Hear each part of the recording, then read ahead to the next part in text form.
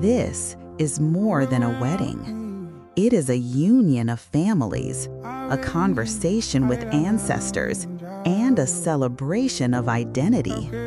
Welcome to a traditional Zulu wedding ceremony where love is honored through ritual, discipline, and deep cultural meaning. In Zulu culture, marriage is not a single event. It is a process, carefully guided by elders, family negotiations, and spiritual acknowledgement. Before the wedding day itself, key rites take place.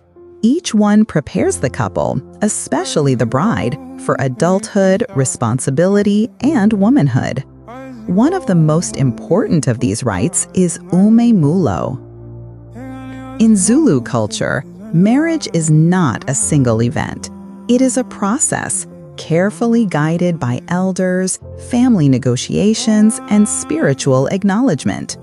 Before the wedding day itself, key rites take place. Each one prepares the couple, especially the bride, for adulthood, responsibility, and womanhood. One of the most important of these rites is umemulo.